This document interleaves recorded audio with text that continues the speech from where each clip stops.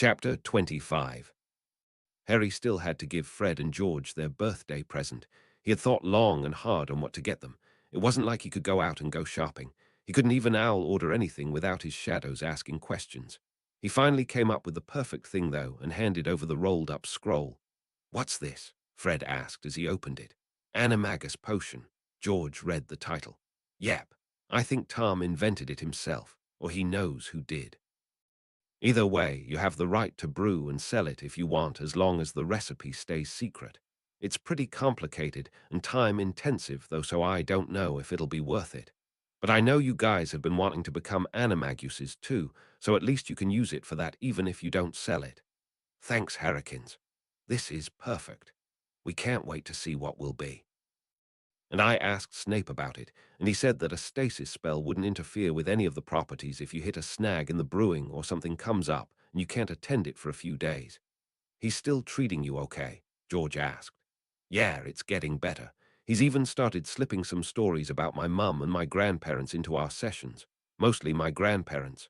Mum is still a tough subject for him. Understandable, but at least he's better." They started brewing the potion immediately. They would need to order some ingredients, but those wouldn't need to be added until the start of the second week.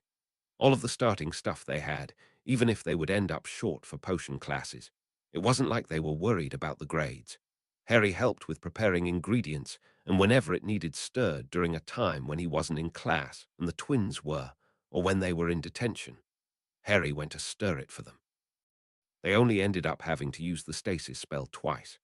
Both times when it needed new ingredients in the middle of the night, and with Umbridge around, sneaking out wasn't worth it if they had another choice. Finally, the potion was done, and Harry helped them bottle it up. They got 10 doses out of it, so the other 8 got set aside. They would give one to Lee later, but otherwise they'd save them for the future and eventually find someone to give them to or sell them to. They used the time turner just to be sure that they wouldn't be interrupted mid-change, and then linked their arms together to drink. Harry had made a list of his top 5 guesses as to what they were going to be and sealed it up. They weren't allowed to look until after they took the potion. Number 2 on his list was the winner as 2 red foxes dashed playfully around the room. Fred and George didn't need a mirror since, even in fox form, they were identical. Their identifying marks were the freckles. Red spots in the white hair and white spots in the red hair on their face and shoulders. They circled each other for a while, committing it to memory before barking at Harry excitedly, and Harry laughed and turned into his mongoose form, and they tumbled and played until the transformation wore off. Fred and George were in a pile on the floor with a green-eyed mongoose darting over them. Harry wasn't ready to turn back yet. He wanted to keep playing, and he knew just where they were ticklish. He worked his way under George's shirt first, running around his sides, and then up out his neckline before doing the same to Fred. By the time he was escaping the laughing Fred, George had recovered and caught him under the arms. "I wonder what kind of potion ingredients we can get from Mongoose Gred," he teased. "Definitely something to look into forge," he smirked. Harry turned back, still being held by George, and the 3 of them tumbled back to the floor, still laughing. Okay, time to open the envelope and see Harry's guesses. George pulled it out of his pocket and opened it up. "Raccoon, that was your first guess," he laughed. "They're sneaky and love to cause chaos," Harry shrugged amusedly. "At least Fox was number 2. I'm glad we're not otters. As fun as that would be, if there's not water around it would be hard to play. Baboon, really?" They laughed at the 4th on the list. "I could have lived with Bat, though. It would be fun to fly. And easy to freak people out. Foxes are still awesome, though. That they are." It was only a few days later when the day got busted and the entire group got a mass detention in the Great Hall. That was Fred and George's cue, and they made their dramatic exit, leaving behind exorbitant chaos. Later that night, they asked Harry through the journal if they outdid their last attempt in the other timeline. Harry couldn't help but laugh as he told them that, yes, they did. They'd been trying so hard to throw everything they had egged on by Harry's stories that they definitely succeeded. He would miss them, though. The next few weeks were a pain, and not just because Umbridge had gotten even more draconian. Hermione was nagging constantly over them studying for the upcoming owls. If they weren't in class, they were in the library. Until the library closed, then they were studying in the common room. Snape had stopped their lessons due to the end-of-year rush. The twins gone, Harry's only distraction was Katie. He ended up turning back time twice a week, instead of once, just so he could get a break. He figured he was still repeating about the same amount of time since the twins weren't abducting him regularly anymore. He was just spending the time alone and relaxing, usually in their workroom that they left up for him. Unlike usual, he wasn't doing any of his extra studying during those times. He had more than enough studying the rest of the time. He even managed to get a little rune and arithmancy study in by offering to quiz Hermione from her books, even though he wasn't taking his own owls in that subject until next summer. Finally, the owls rolled around, and Harry was determined to do better this time than the last. He had focused most of his study time on divination and history, since those were the ones he'd failed last time. Potions got a decent amount of time, too. He was determined to get an O this time. Everything else he just did a cursory review, as much as Hermione would let him. He was pretty confident in those subjects. He wondered what would happen if he beat Hermione's scores. She'd probably throw a complete fit. Harry and Tom were working out the details for the upcoming staged fight in the Dam during the nights after Harry went to bed. He'd already decided not to fake the vision until he actually finished the history exam this time. And he didn't let McGonagall's arrest distract him from astronomy either. When the time came, he followed all the steps Hermione suggested to confirm, just like last time, and even gave Snape the hint. Harry and Tom had discussed not telling Snape and having the Order show up, but decided that Dumbledore could see Harry trusting the information to Snape as a sign of maturity and growth. The Order never shot to kill anyway, and Lucius was ordered to leave if a fight broke out. Snape knew it was a setup, but Lucius didn't.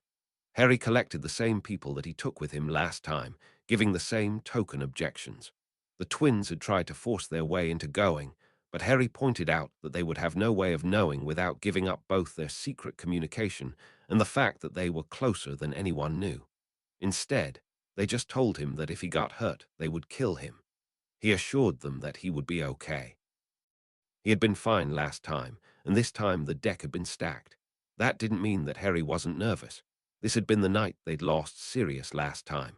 Harry had every intention of trying to keep the fight away from the Veil Room. The Death Eaters had been ordered not to kill anyone.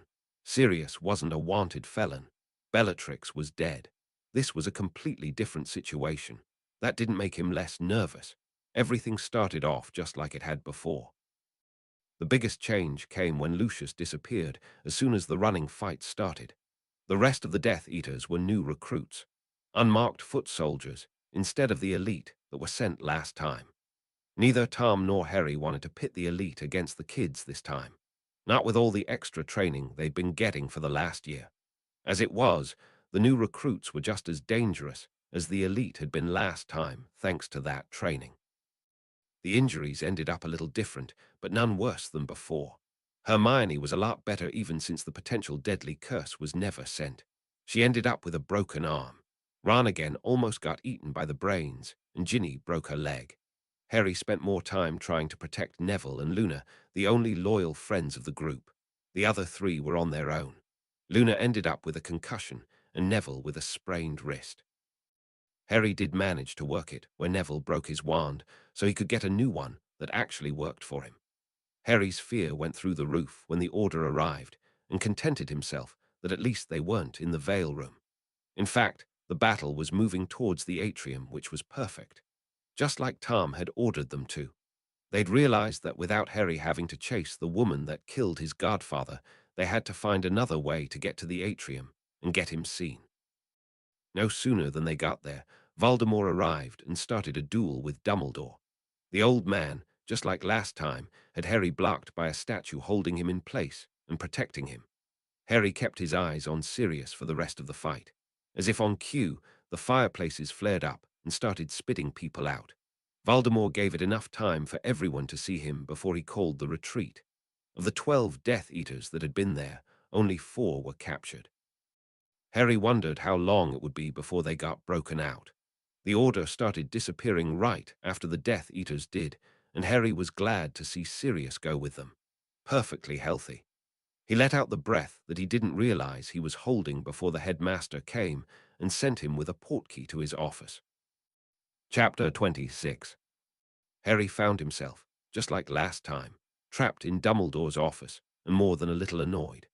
Dumbledore hadn't even checked to see if he was hurt at all before locking him in, and if it went like last time, it would be half an hour before he got back. Harry could have died in that time if he'd been hurt. He hated that he didn't have an excuse to trash the office this time. He suspected that Dumbledore only let him get away with it before because of his grief at losing Sirius. When Dumbledore arrived, the conversation went much the same, and he was shown the prophecy. Now that he was paying attention, he could notice the minor distortions at the ends of the words that were supposed to be plural, but it was very slight. He let himself show a little of the fear that he knew Dumbledore would expect as he asked what it meant. Once he was finally released, he was sent to his dorm since it was late. He was glad that he wouldn't have to visit his friends in the infirmary until the next day. Once he got to his room, he pulled out his journals. Tom's he just opened and waited to see if a message would come through. He didn't exactly expect a report per se. He wasn't exactly part of the war, but Tom might want to keep him up to date anyway. The twins he wrote in and let them know that he was okay and how everyone else was too. As expected, he got an immediate response. They knew what tonight was and had been waiting worriedly for word.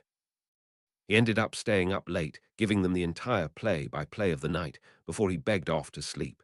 He was exhausted. The headlines the next morning contained a full photo of the snake-faced Lord Voldemort with the headline, "He's back." And Harry was swamped with questions. So much so that he was actually glad to escape to the infirmary. At least, there would be fewer questions there. He spent the obligatory time visiting with them before Madame Pomfrey pushed him out. The last 2 weeks, while the other students were doing their newts and end-of-year tests, were rather relaxing, especially since Hermione couldn't bully them about starting their summer homework already since there wasn't any for 5th year. Harry knew it was going to be a boring summer. At least he'd sent Tom a book list that he'd like to read, and he was sure that the Dark Lord would be adding his own recommendations with it. Tom would be coming by the day after they arrived and would be removing the trace on his wand and bringing the books. At least he wouldn't need the trace put back on at any point after this. Harry had even managed to convince him to continue their lessons for as long as Harry was at his relatives'. It wouldn't be a clumsy anymore, but he was sure that the Dark Lord had a lot he could teach him, and he truly enjoyed spending time with the man. The first thing Harry did when the trace was removed was put the compulsion charm back on his relatives, then called Dobby to get back to the same routine as last summer. For lack of anything else to do, he spent the summer reading and studying, keeping up with his exercises, talking to Luna and Fred and George through the journals, and the now only twice weekly lessons with the Dark Lord. He again went out to weed the garden every other day and mowed the lawn once a week, and otherwise stayed inside, as he'd been ordered to. He would have liked to take a martial arts class, but between the fact that Dumbledore wouldn't approve of him being outside the house on a schedule and the fact that it would only be for a month anyway, he didn't even bother trying. When the day finally came, when Dumbledore came to pick him up to visit Slughorn, Harry inwardly danced a jig when he noticed his hand. That meant that things were still on track. He would still be dying at the end of the year, 10.5 months. He was counting the days already. Harry expertly talked old Sluggy around, and they were off to Grimmauld Place. That was one difference of this summer. With Sirius being alive, they would be there instead of the burrow. As soon as they got there, Harry asked Dobby to clean up his second room. He didn't plan to use it as much this summer, but he would need an escape sometimes. He ended up using it, along with the twins, when they would come and visit. Since they weren't living there, it would be suspicious for them to disappear while they were visiting, but they would just turn back the time and hang out in Harry's other room. The only other times he used it was when he needed a break from the constant supervision. Even if he really was 16, it was too much. With him actually being 19, it was infuriating. He didn't get much more time with Sirius this summer, but since Ron and Hermione's fighting was getting worse, all he had to do was wind one of them up, get them fighting, and then he could slip away for a little time with his godfather. He thought that he could trust the man now with his secrets, but it wasn't worth the risk. It could wait until next summer, and then he would tell him everything and hope he understood. He did learn that Sirius' time with the mind healer was doing wonders. According to Sirius, he should have a clean bill of health by Christmas. Harry could already tell he was so much more stable and grounded, but still liked to have fun. It was just a more responsible fun. Not that it made Mrs. Weasley screech any less, especially when Harry was involved. Sirius was setting a bad example for poor Harry. It made him want to puke. When the owl results came, he ripped his envelope open and skimmed them quickly before grinning. Yes, he got an straight arse. Marley looked over his shoulder and congratulated him, which brought Hermione's attention to it. Harry wasn't at all disappointed at the look on her face when she realized that he did better than she did. She'd gotten an E in defense. Unfortunately, that meant he was getting interrogated at every turn. He just consistently pointed out that she was the one that forced them to study non-stop for over a month. She just couldn't believe that he'd beaten her. Harry was more than glad that he was allowed to do his own shopping this year, even if Mrs. Weasley had gotten his gold for him to save time and not have to take everyone to the bank. It gave him a chance to check out Weasley's Wizarding Wheezes, and it was just as great as he remembered it, even if some of the products were a little different due to his input. For one thing, there were no love potions this time. Even though the ones they sold were mild and only lasted about half an hour, Harry was still glad they were gone. He hadn't asked them to, but figured the information about him being dosed this coming up year, and the fact that his mom was dosed, made them uncomfortable with it too. He wasn't surprised that they didn't let him pay for anything, but didn't get much anyway. If they'd let him pay, he probably would have gotten a lot more. That was the only visit they managed to make, but Harry hadn't expected more than that. With Voldemort on the loose, he couldn't believe they'd let him come this time. Harry was still kept up to date with the goings-on at the shop, and somewhat in the alley as a whole. The journals saw to that. One plus to the trip was that Hermione and Ron had apparently noticed Malfoy being suspicious, and she had something new to distract her from Harry's owl scores. Even if Harry did find himself driven around the bend by the long, exhausted topic, he knew that Tom had, once again, given Draco the order to kill Dumbledore. It was necessary to get Dumbledore to order Snape to do it to save Draco. Snape was still the only Death Eater in on the secret. Unlike last time, however, Draco wasn't marked. Tom had said that he didn't know what he'd been thinking to mark an underage kid and then send him into Dumbledore's stronghold. The mark was for his elite, not snot-nosed brats. He did tell the boy that he would mark him if he succeeded, though. It was a safe enough promise since he wouldn't succeed. Chapter 27. Sixth year started with a bang. During the train ride, Malfoy showed up, just like he did last time, hinting about the important job the Dark Lord gave him to do and how it would make him so important. Before Ron and Hermione could say anything, Harry held up a hand to stop them and told Malfoy, "How moronic can you be, Malfoy? Say that we're true you're in here bragging about it to your enemies, Voldemort's enemies. What do you think he would do to you if he found out that you were risking everything? Since I can only assume that even you aren't that stupid, I'm betting this grand mission is just a load of crap designed to make you feel important." That said, he pulled his wand and banished him from the compartment before slamming the door closed. "That was brilliant, mate," Ron said with a grin. Neville was just looking at him like he was a hero, and Luna showed no sign of even noticing what happened. "It was well-reasoned," Hermione said with a frown, still sore that he'd beaten her owl scores. "But unfortunately, I think he is that stupid. We need to keep an eye on him." "Just leave it, Hermione," Harry waved her off. "I would really like just one quiet year. If you're right and he's dumb enough to blab it all over the place, then Dumbledore will find out and stop him." Hermione bit her lip in indecision, but nodded. Not that she was definitely going to let it go, but she would at least think about it. Harry changed the subject to lighter topics for the last hour of the ride, and then she and Ron had to rush out and be first off the train with the other prefects. Neville and Luna weren't far behind them, but Harry wanted to stay back and see if he could grab Katie to talk about lessons for this year, even if he would have to stop them once Ginny got her claws in. Harry had forgotten what happened on this train ride and soon found himself stunned in the back, his nose broken and disillusioned and left on the train. Thankfully, Luna came back for him and healed his nose just in time to get the last carriage to the castle. Harry was seething inside for the entire feast, and as soon as he was in his dorm for the night, he opened his Voldemort journal and wrote, "Draco Malfoy is a complete and utter moron." What did he do? Tom asked, resisting the urge to pinch his nose in frustration. First, he comes into the compartment I was sharing with Granger, Wheelsey, Neville Longbottom, whose grandmother is on the school board, and the Wisengamot, and Luna Lovegood, whose father owns a newspaper magazine. The moron was actually bragging about the mission you gave him, and how he would be just as high in your esteem as his father is. He what? Tom asked, feeling a rage washing over him. Harry had mentioned that he had done that last time, but he thought he had impressed the need for secrecy on the brat.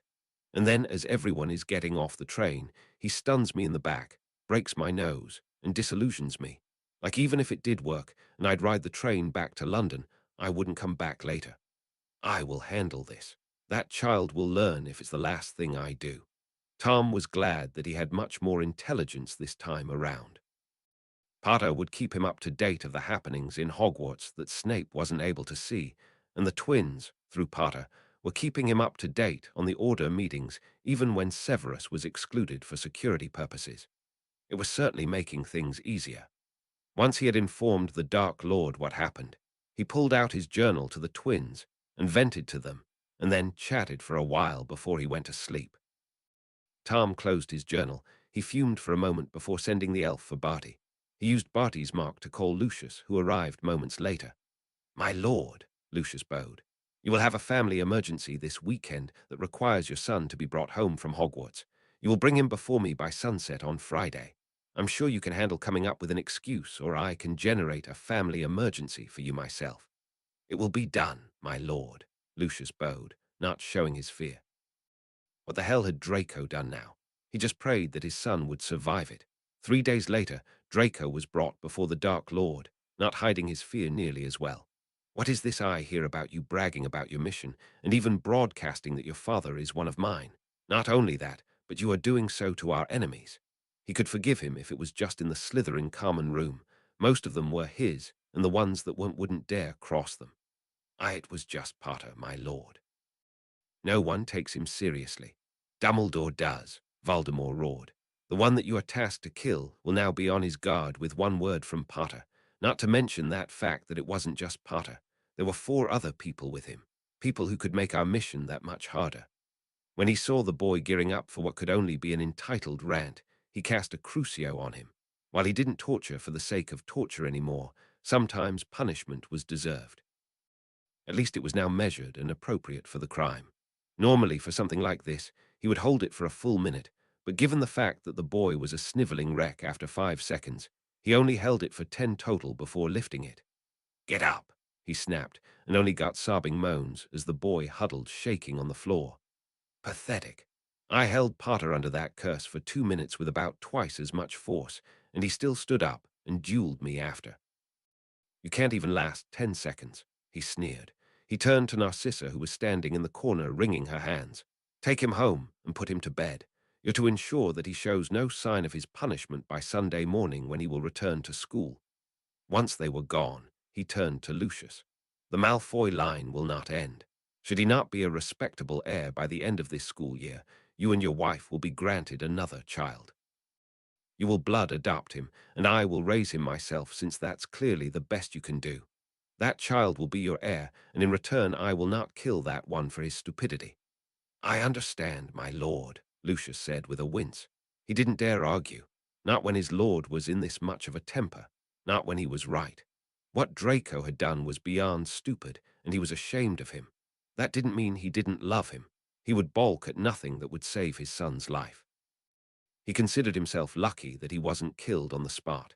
When Draco returned to school on Sunday, he was much more subdued. He still glared at Harry, but the orders were passed on from his parents that Potter was off limits by order of the Dark Lord. He didn't dare disobey again. The fact that he had somehow found out about what he'd said to Potter meant that there was nothing he could hide from him, so he didn't dare even try. He would keep his head down and do his job, and not cause any trouble at all for the rest of the year. It was for this reason that he wouldn't even say a word to Snape, even when the man offered to help him. He wasn't taking any chances. It didn't take long for Harry to notice that there were a lot of family emergencies suddenly. Muggleborns were losing their parents like flies. Harry messaged Tom once he noticed. "I thought we weren't going to be antagonizing the Muggle world." "We are not." Murders happen all the time there. There has been no dark mark, no public demonstrations, nothing to tie us to these murders. Okay, I get that. But why?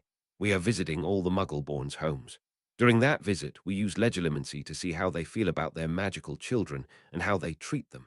The ones that are abusive and could be a threat to the statute of secrecy are killed. The rest are left thinking that they participated in one of those surveys the Muggles are so fond of.